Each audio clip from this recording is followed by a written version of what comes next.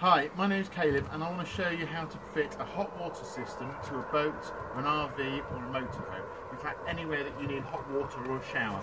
So, what I'm going to do is show you around the system. We're going to fire it up and hopefully we'll be able to get the shower going. Now, let me show you. This is the water tank. It's a 22 litre water tank, which is from eBay for about 300 quid. It's also got an electric element in here, which I'm not using at the moment, but it's basically like the water cylinders you have in your house. It's got a coil in it, which takes water in here, goes through the coil and comes out. So you put hot water in here and it returns here, and what it's doing is it's heating up all the water in this tank. Now, this is the water input here, and this feeds in to the bottom of the tank. It also feeds over to this, which is a temperature regulating valve. Now the idea with this is you might have the water quite hot in here, but you want your shower just right, not too scalding, so you set the temperature on the top and then you're away. So it's mixing here cold in with the hot that comes off. This is the output, which is going, and I've got this going over here onto a shower head, which is a good little bit of kit. You just want one with a push button so that people don't spend hours in the shower and use all your hot water. Now, this is all heated up by an eberspacher D5 heater. This little beauty here, notoriously unreliable, but that's only if they're not serviced. They need servicing every 30 hours, and that involves stripping it out, giving it a clean and making sure the filters are clean. If you can do that, they are pretty reliable. So this is the main heater.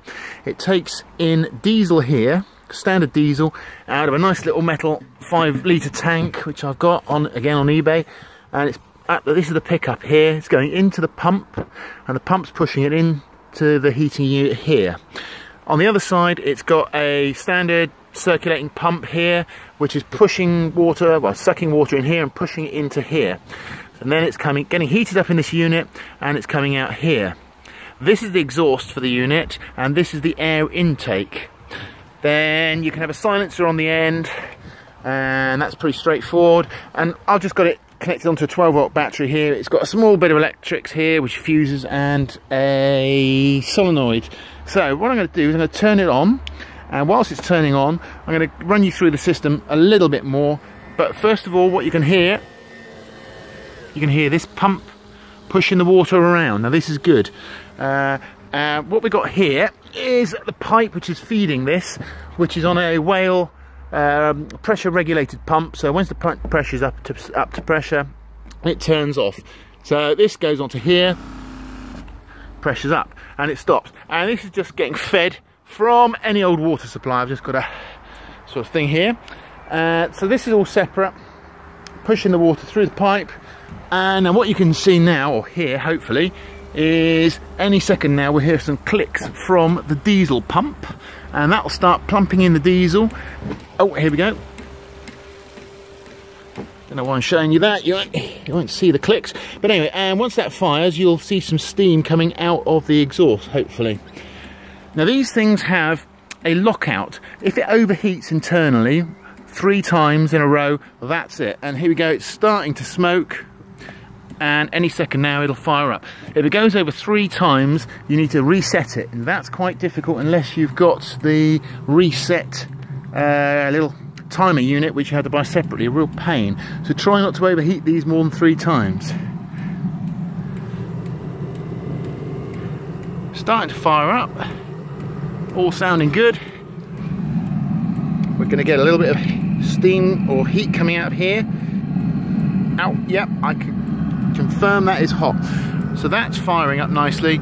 Soon we're going to get some temperature on these pipes, which is pushing the water through here and back round. Now the idea of setting this up like this, I know it looks a bit Heath Robinson, is that you can get your whole system running before you put it in your campervan or your boat, and you know you're away. So you don't have to worry too much.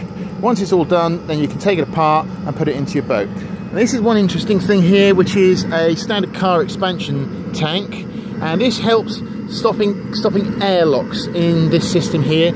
So you can use that there, and it's also got a pressure release, but and that can come in handy. Now it's really coming up to speed now, up to temperature. Yep, that is blowing and we're looking good.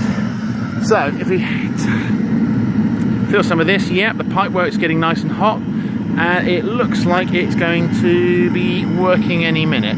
Now I'm not actually sure how long it's going to take to heat up 22 litres of water. I have had this running earlier, so it should be a little bit warm, so it shouldn't be too bad. But that's basically an overview for this system, and just to show you this end, it's connected onto the 12 volts battery, and it's got straightforward on-off. To be honest, I don't think you need anything more complicated than that.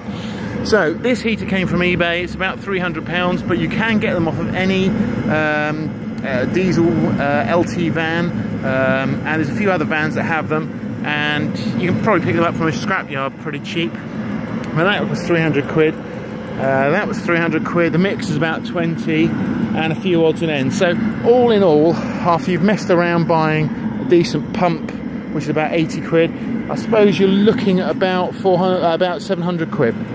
Now, this is all firing up nicely. We've got temperature in, we've got temperature out, and everything's looking good here. So now we're going to go and have a look at the shower, and we should be away.